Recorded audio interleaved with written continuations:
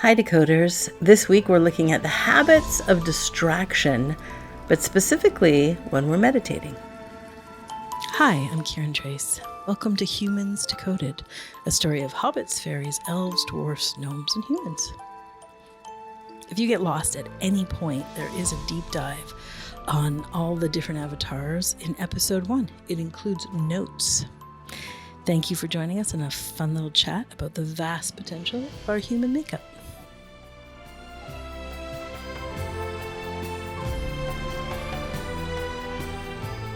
Hi Leela, hi Cami. Hi girls, hi Decoders. Hi, so happy to be here together again. You know, cultivating a really sweet and nourishing meditation practice can be essential for peace and freedom. I think it's a non-negotiable. It's not true that meditation alone creates peace and freedom. We need to cultivate awareness when we're living our lives, and we do that in most of our podcasts. You know, we talk about that all the time. How to cultivate that awareness, how to see when you're not authentic, how to see the belief systems that are in a way. But it feels really nice to just take some time with you guys today and make a whole podcast episode to talk about what is a more formal meditation practice, because it is the second piece of that foundation. And I don't think you can go a day without it, honestly, and continue to live peace and freedom. Amen. And I'd love to take this opportunity to just show everyone, hopefully, that meditation is not hard. It's not difficult, because it's actually the most natural thing that has ever been and that will ever be. And, you know, I often hear this story, I don't know how to meditate. It's really hard. And you need to sit in these weird positions. But none of that's true, because meditation is how I see it. It's your most organic state of being, if you will. There's just a few misunderstandings sort of placed on top of that pretty obvious truth. And although I wholeheartedly agree with Leela, I am up against it when it comes to meditations. They've been completely hijacked by my not good enough pain body of late. So they feel crusty, really hard, really effortful. I'm pretty sure they have a stench about them. I describe them as dog shit. So it's just fear trying to control fear. And it hasn't always been like this. It's only in the last few months, as I hit a really core layer of pain body, that all this strife in my meditations got activated.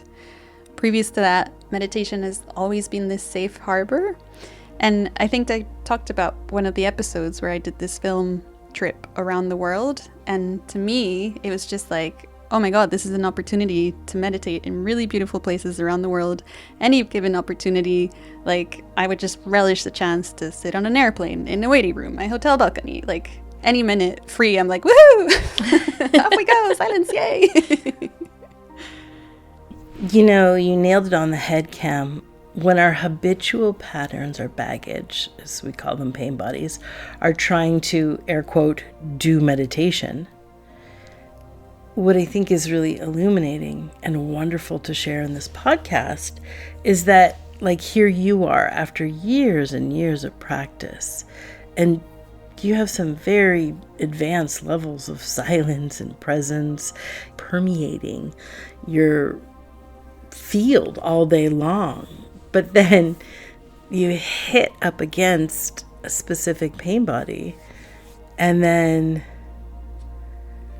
you're suddenly doing, I like that, dog shit meditations, these stinky, crusty things. It's so embarrassing.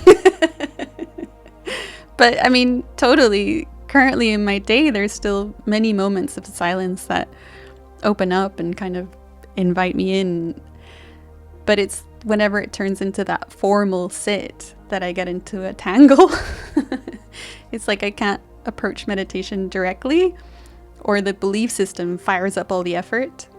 So it almost has to be like a side glance, like when you're pretending you're not interested in the cat so that you can pet it. I like that analogy for obvious reasons. Yeah, it's a good one. You know, and I notice this happening to a lot of advanced practitioners. What you're actually doing in meditation is a pain body trying to meditate. Like, sitting in meditation doesn't mean you just sit there. Like, when we're identified, the habitual pattern of the baggage that's trying to meditate tries to move into the silent field, tries to observe a thought, tries to stop the mind. So to me, I call that just sitting there, just doing nothing. And I don't mean that in a good way. Like, it's just like, what's happening? You know, what are you actually doing? And what's happening is your MEGO is trying to medicate. Your MEGO is trying to meditate. And part of me it kind of is self-medicating.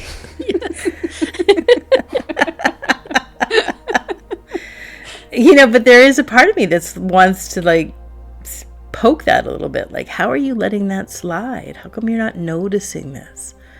Like, stop. Look at that MEGO very practically. Like, look at that, which is trying to meditate. Because you're not feeling the support. You're not feeling the nourishment.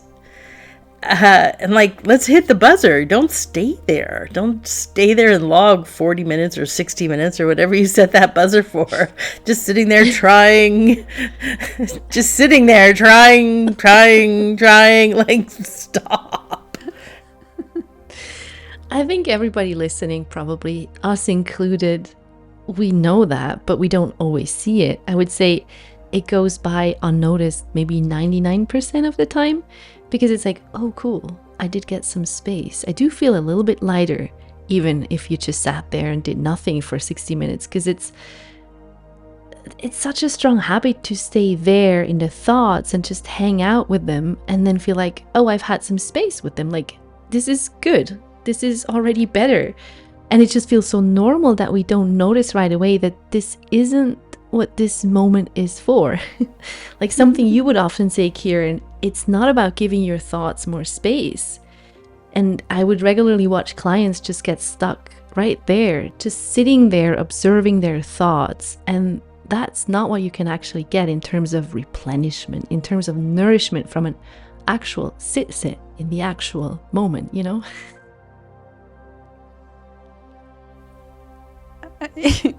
I like the term sit. A sit versus a sit.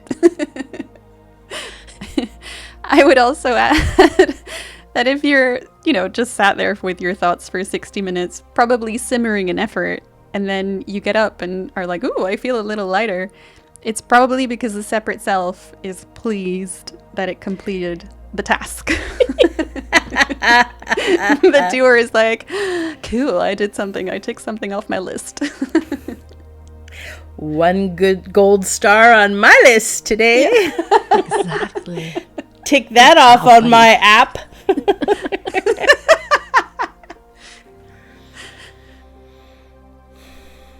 Well, so the thing that can happen when you're sitting there is just the invitation, right? Just that formal invitation to have a meditation boots up our trying pain body. Except we're so familiar with the trying, like it's so normal. It's subtle because it's always there, right? For many of us, we can have a whole day spent in trying. So then we go to sit, which is just the trier looking to release the pressure of its own self, like the pressure of trying, right? So trier goes to sit down as a release, but actually takes over the sit. And that's when we get the mosquito is just bugging me. Is there a mosquito in here? Like, or I'm really cold. I'm sure I need a blanket, or I think I need a drink. Oh, I just have to settle this cough. Like, I just need this one thing, and then I'll be able to settle. Hello, pain body trying to meditate. Gosh, and it seems so believable, so true, doesn't it? Like, oh yeah, the mosquito is really bugging you. You are thirsty, there is hunger, whatever. I have to pee, I can't just sit here. And to be honest, that's not always the easiest to discern, is it? Like, is it really a true movement, or is it a distraction movement? And I was saying to Cami today that often when we watch TV together, when we're all together, and I get up to make a cup of tea, like, how often is that actually just a little bit of distraction away from that sweet peace that is available in the moment? It's very, very subtle, but still. Yeah. It's like, hot, gotta bounce. Yeah, distraction is what it is, but pain body has us convinced otherwise. I just have to clear this cough. That's all I need. Just clear this cough for a second. I'm dying to itch that scratch. If I just scratch it, I'll be settled. Oh, I just need this tiny adjustment in my hip. Like, oh, and then for sure I can settle. A few weeks ago, out of the blue, I was just graced with this, like as soon as I open my eyes in the morning, with this really visceral sensation that Kiran talks about all the time. And it was just the inherent yes of life, saying yes to everything. And it was almost like everything was melting into itself. Yes to the blanket. Yes to life. Yes to Cami. Yes to the morning gremlins. Yes to this existence. Like, yes. And I'm noticing that this sensation of yes is a much better tell of reality than all the stories and conditions that my not good enough pain body puts on top of reality. And Kiran asked me, like, why didn't the yes sensation stay?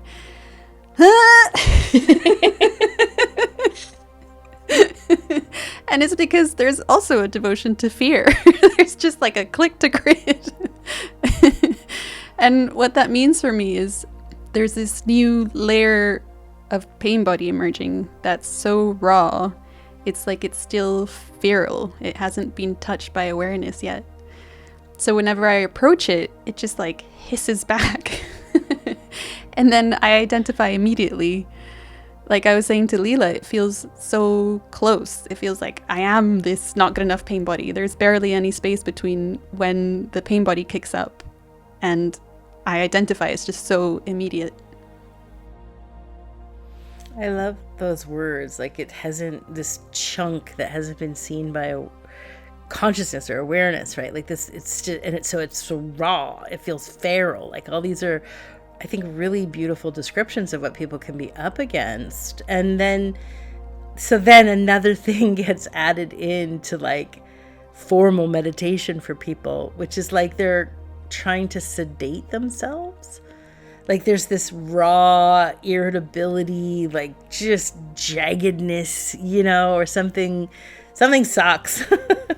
Maybe it's even just a boundary that you don't know how to make, but the pain body starts to reach for meditation as a sedative, like an I need to calm down, right? Like that not good enough wants to be different than that raw, jagged hiss, you know, like that's going on. And so, you know, and maybe it's, you know, it happens in any kind of formal meditation. Maybe that's, you know, taking a formal posture and singing mantras, or maybe it's a shavasana after a gentle yoga practice, or maybe it's literally just sitting and hoping that silence will show up.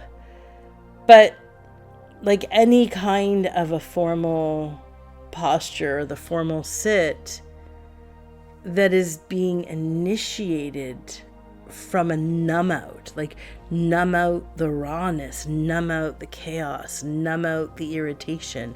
It's like this, like, quick, go back to that bubble of calm. Jump back over there, that calm I had. And it's funny because maybe you actually do, as we've been saying, feel better, like feel a bit of relief from the chaos or the rawness or the jaggedness. But it's because it was this like space for thoughts, or space to try. I gave myself some space to indulge and try. So when you get up off the mat, that irritation is going to chase you for the rest of the day. It's going to be popping through with really intrusive ways because trying to get out of the discomfort and the pressurization of the pain body in the guise of just let me get a little bit of space so I can calm down. But when you go from the identity there, the irritation there, right into an action, like doing something, be calm, chill out, relax. That's actually a type of trance out instead of actual nourishment, actual clarity. In my book, Tools for Sanity, I lay out the step. It's actually acceptance, not calm down, not relax. It's looking very directly at the one that's struggling and such a deep yes to that. Anyways, there's all kinds of nuance and plenty of details about technique in that chapter of the book. But what's important is that if we sit like a formal sit, but into the silent field,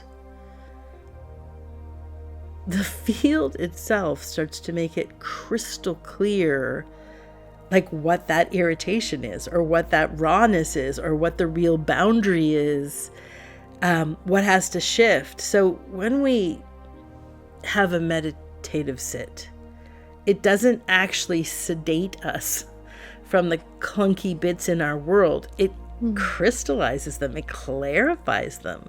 Sometimes it amplifies them because the silence is this clear water, and the clear water exposes the mud and the algae and the gunk much more than muddy water does.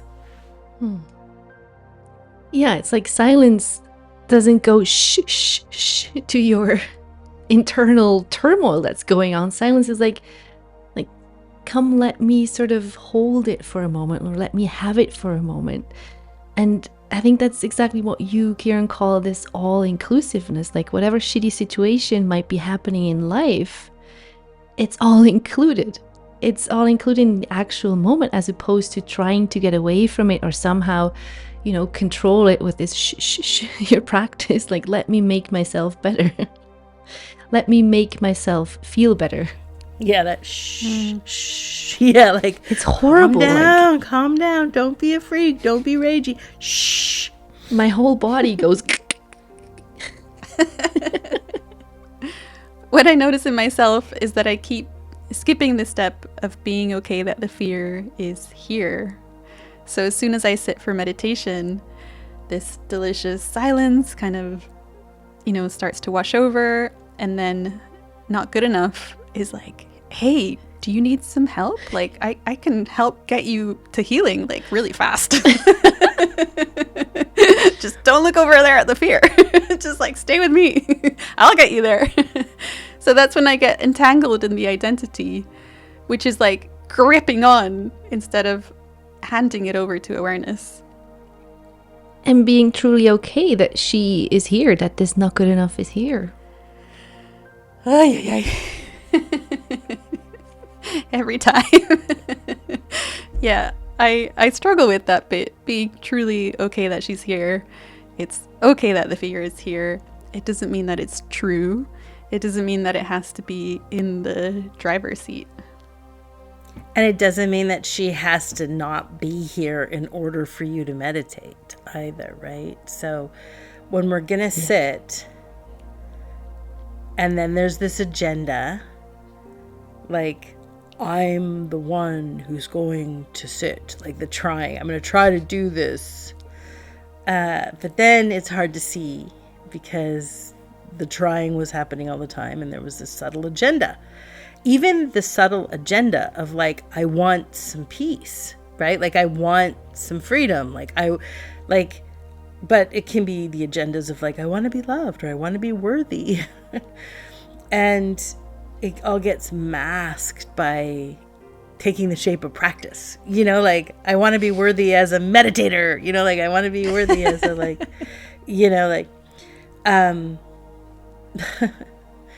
it's very rarely I want life exactly as it is. Meanwhile, we sit down and then amplify the agenda that's been rolling, missing that the whole program that has the agenda is running the assumption that there's no peace and freedom right here in life, exactly as it is. Right? It's just this subtle thing there. Good Lord. Yeah, I mean, come to Jesus moment. I'm starting to glimpse just like how much my not good enough pain body has all this vigilance and agenda on what healing or the goal of, my sit should be, which has nothing to do with awareness. It doesn't harness any of the real nourishment that, as Kiran says, like it's right here. And it sounds so silly, but all that effort and strain just totally bypasses the nourishment in exchange for staying in control. I'm totally having another moment of like, oh my God, my armpits are crying, I'm sweating. Maybe I need to take my shirt off because, excuse me, I want freedom, I want peace. What the fuck? I don't think I ever saw that as an agenda. How truly embarrassing. My not capable, not safe, unworthy pain body conglomerate, we sometimes call her princess, says, but freedom and peace are good things to want. So how could it possibly be an agenda, Kiran? No. So when we intrinsically understand that there's this one field, right? Just this one infinite or finite, I say that all the time. Either word is exchangeable there. There's this one field of source. That's all that is. That's all that is. And so when you get that, and I don't mean you have to like super rock that. You have to be deeply, deeply felt in the moment. I just mean you get it. You just understand it. Then in understanding that, this moment is the one field. Therefore, this is all that is. Exactly as it is. And it will actually support your being. It is your being. Not your pain body trying to be worthy of this one field. Or trying to sedate itself into the one field. So the movement into meditation is not in order to get something really good over there. It's simply to witness this moment exactly as it is. And that's where we stop trying. That's where the rest begins. Yeah. Turns out the moment is perfectly capable of doing itself. I just get to witness and rest here, and here meaning in life, in this moment as it is, without the agenda, without trying to get something out of it, or showing up a certain way, doing it right, or be good. And I guess that's exactly where the discovery is. As I said at the beginning, that this is actually the most natural thing ever. Like this is where the being, everybody's being, is meant to live from, in this effortlessness that is the whole moment. As Kiran was saying, like there's this one field that is it all, and it has a distinct signature of effortlessness. And yeah, so there's absolutely no need for the I or a doer to get involved, because the moment is already whole. It's already complete. There's nothing to add, nothing to subtract. I get to be with what is, which is simple and effortless. I always say that we go to meditation to be aware of the silence. That silence is only here in the moment exactly as it is. And there has to be this availability to what is, that's the simplicity that Leela's talking about. Like, it's so simple, it's so organic that we step past it. Mm-hmm. The agenda is so subtle because we're always running some agenda. And the meditation, or the formal meditation, is that like the actual witnessing of the moment exactly as it is. And then the depth of the moment begins to reveal itself, and that's where the silence is. It's not far, but it's just right there. And so that's all that meditation is. That's it. Just witnessing the field of silence. And there's 1,000,001 practices, techniques, stories, but fundamentally it will all boil down to this one thing: the witnessing of the present moment exactly as it is. And the depth that is there will be revealed.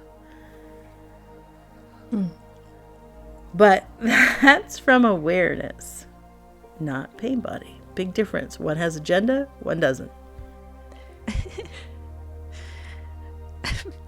Oh, I need a minute. Oh. Yeah, that just inspired. I'm just blubbering. I'm loving it so much. It's touching me very deeply.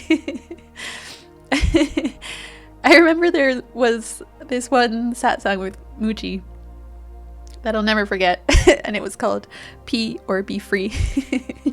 And it was referring to whenever he was leading a satsang and the field started getting really deep and quiet and luscious, and you could feel like the depth.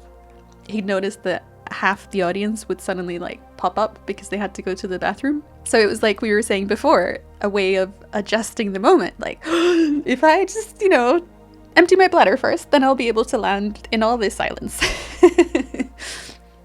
And as Kiran says, be wise to the program.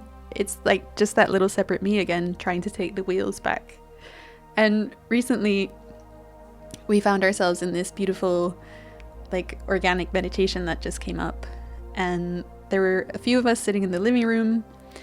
Leela and Kiran were there, and it was just this like sumptuous, very ordinary silence. And just as we kind of started melting into it, I noticed I was so thirsty and I really had to pee. But I did not go to the bathroom. I did not go and get a glass of water, no matter how parched my throat was feeling, because I didn't want to give this little monkey pain body any kind of foothold. I knew if she just got even the tiniest bit of purchase, she would just like come in and hijack the meditation again. And a sidebar, a couple of years ago, that same pee or be free satsang didn't apply in the same way. Like, of course there's freedom to go and pee. There's enough silence here to go to the bathroom and not lose anything. But where I am in this moment in time, the practice looks a little different for me. Like, I can't pee. I mean, don't pee. Don't let the separate self agenda get a foothold in this place that's actually really ripe and raw for healing. And that's going to use that tiniest bit of distraction and adjustment as an opportunity to get control back again. So yeah, that's why I didn't go to the bathroom. Because if I give her just even a little bit, she takes the whole lot. I love the nuance that we're talking about in this episode, because it's just, where are you at in your practice? If you notice a lot of control taking the wheel, like where Cami was a few years ago, where she's like, no, there's silences everywhere. I can get up and go to the bathroom. Maybe that's the layer you're at. But then maybe further down the line, the layer is like, no, any one of those impulses is literally just a distraction from the rawness in the moment. And there's a risk. There's always a risk when we sit. Because if there's no agenda and all we're doing is witnessing the moment exactly as it is, especially the depth of it, the silence, and I love this term Cam uses a lot in this podcast where she calls it like feeling like she's getting naked for God. And she's so beautifully articulating the intimacy. It's very in your face if it's just the moment exactly as it is, without an agenda, writing it, And we talk about the foundations of peace in this podcast. That's what this whole podcast is. And authenticity being the primary foundation. And it's why we articulate all of the avatar blueprints. It's why we talk about how we notice and witness our various stories, our conditioning, baggage, pain bodies, pick your word. In order to start to expose the authenticity of ourselves. So most of us, all of us, have these layers and layers and layers of role play, of conditioning against that authenticity. And then when I say you're going to sit there, and all of those layers and all of those pain bodies that run an agenda, which is very normal, they've been going on and on all day long. If we have this armoring, that's the whole way we've armored against life. Is these layers, and then to sit, to actually witness, to actually witness the moment exactly as it is. And then we may interface with those layers and the stories. And then deeper in the moment is this quiet, this silence. Well, that's a lot of nakedness. There's a moment there that might just feel like pure terror, right? Because the exposure of it all, to just simply witness the moment, is this kind of nakedness under the armoring against it, And so there we are. And we might even just have 3 seconds or 3 minutes, of just there is this moment exactly as it is. And there's just the witnessing of it. And then boom, we hit the tap out. I got a scratch in my throat for sure. I definitely am super thirsty. Yeah, because it's you're leaving your costume, you're leaving your suit of armor behind just for that breath, just for those 3 seconds, kind of taking your coat of identity off. And we're okay, here I am. God, silence, one infinite field of life, naked, unarmored, unfiltered. Yeah, and there I see my suit of armor, I see my coats, I see them so much more clearly, which does have that quality of ooh, here's exactly where I'm devoted to my fear. Here's where I want to hold on. It's kind of like a face slap in a way. And I don't mean this to badmouth meditation at all. No, we're badmouthing meditators. It's not meditation, it's you.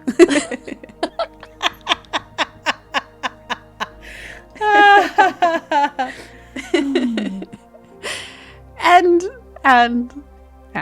yet, You're here with us, decoders, listening to this podcast. There is something in you that wants truth, wants authenticity, and it might require the courage to be honest about, those filters, the coats, the fears, the agendas.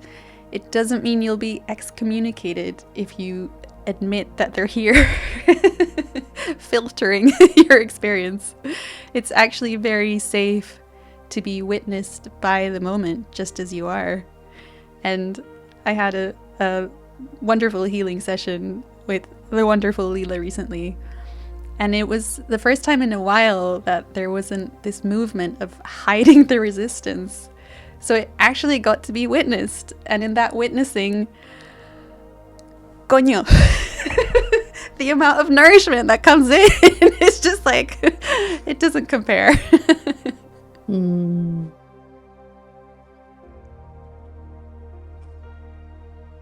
So this is a perfect chance for us to just leave you here to wander over to a Kiran Trace meditation, whether that's from our shop page or whether that's on YouTube. I'm sorry, there's commercials there. We can't get rid of them, try as we might. You'd have to be watching a lot more of our YouTubes for us to get rid of them. But there's all kinds of places to watch and listen to the meditations. They're on the website too. They're on our last recent podcast about the retreat. Episode 157 is a gorgeous one. So go practice this week, and we'll be here next week with you guys. Lots of love. Love you. Bye. Love you. Bye. Thank you for being with us today. We're inviting you to witness how this episode has touched you, and then decode your own patterns in real time. Just sit with it for this week. And if this episode brought you some sanity, please leave us a review. And you know what? Send it to someone who also needs to hear it. And if you like your truth unfiltered, please subscribe to our show.